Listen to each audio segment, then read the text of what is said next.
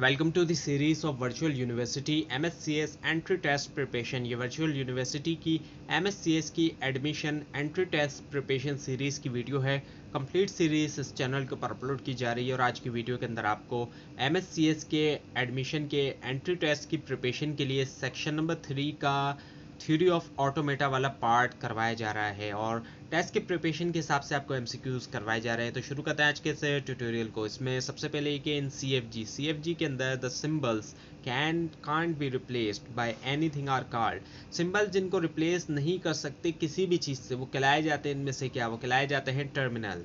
और उसके बाद ये कि विच ऑफ द फॉलोइंग इनमें से कौन सा जो है वो एक रेगुलर लैंग्वेज है, वो है string of odd number of zeros, जो स्ट्रिंग है ऑड नंबर्स ऑफ जीरो की। उसके बाद ये कि we can also represent an FA, हम जो है रिप्रेजेंट कर सकते हैं FA को भी यूजिंग डिफरेंट स्टेट्स, यूज़ करते हुए डिफरेंट स्टेट्स जैसे कि एक्सेप्ट, रिजेक्ट, रीड।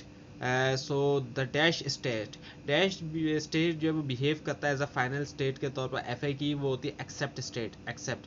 उसके बाद ये कि where this input string is placed, जहाँ पर इनपुट स्ट्रिंग को रखा जाता है बिफोर इट इज़ रन, इससे पहले कि वो रन किया जाए, वो खिलाया जाता है इनमें से क्या, वो खिलाया जाता है इनपुट टेप। उसके बाद ये कि one language can have dash TGs, एक लैंग्वेज की कितनी TGs हो सकती हैं, मोर देन वन, एक से ज़्यादा। उसके बाद ये कि डैश एंड डैश और डैश जो है वो रिमूव होते हैं ताकि बनाया जाए CFG को चॉम्स्की नॉर्मल फॉर्म के अंदर। सो वो होता है नल एंड यूनिट प्रोडक्शन।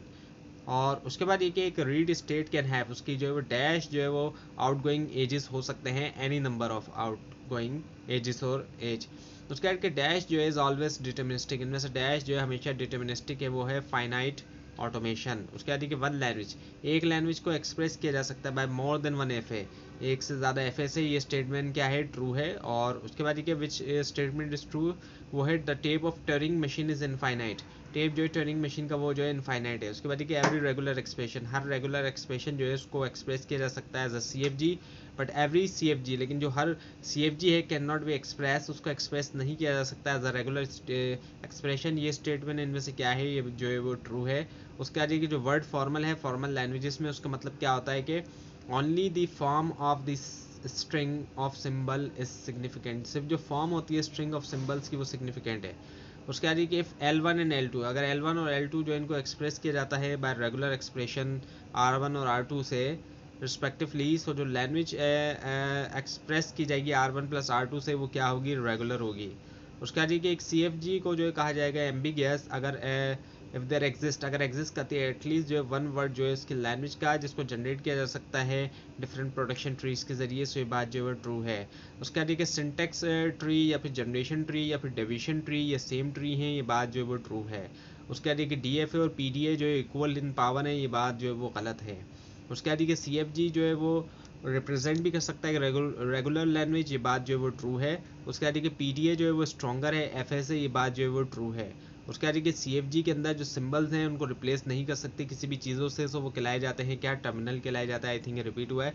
उसके बाद एक जो ग्रामेटिकल रूल है जिसमें शामिल है मीनिंग्स ऑफ वर्ड, वो कहलाए जाते हैं क्या, सिमेंटिक कहलाए जाते हैं।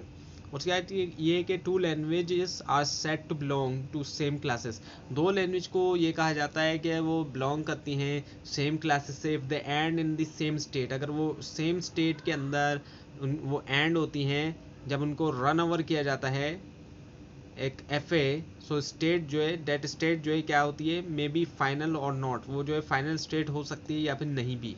उसके बाद ये कि माई हिल नेरोड थ्योरम के मुताबिक अगर L जनरेट करता है फाइनाइट नंबर ऑफ क्लासेस, तो L क्या है, वो रेगुलर है। और उसके बाद ये कि स्ट्रिंग्स या फिर वर्ड्स जो कि बिलोंग नहीं करते एक लैंग्वेज से, वो कहलाए जाते हैं डैश ऑफ दैट लैंग्वेज, वो कहलाए जाते हैं कॉम्प्लीमेंट ऑफ दैट लैंग्वेज। उसके बाद ये कि इनमें से कौन सा स्टेटमेंट ट्रू है NFA के बारे में नल स्ट्रिंग के साथ, सो वो है transition of null string is allowed at any stage, जो ट्रांजिशन है नल स्ट्रिंग की वो अलाउ होती है किसी भी स्टेज पे।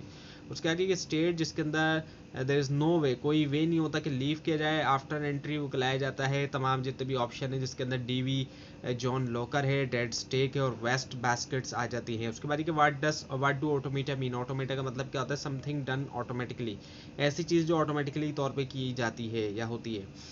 उसके बाद what is false about term alphabet, जो अल्फ़ाबेट की टर्म है इसके बारे में क्या गलत है इसके, it can be an empty set होना इसका ये गलत है। बाकी जो सही है वो ये कि फाइनाइट सेट है सिंबल्स का, और इसको यूजुअली डिनोट किया जाता है ग्रीक लेटर सिग्मा से, और स्ट्रिंग्स जो वो बने होते हैं इसके एलिमेंट से। सो ये जो है एम्प्टी सेट होना ये कहना जो है वो गलत है, इसलिए ये आंसर है। उसके बाद ये फॉर्मल जो है वो जानी जाती है इनमें से किसके तौर पर, सिंटैक्टिक लैंग्वेज के तौर पर।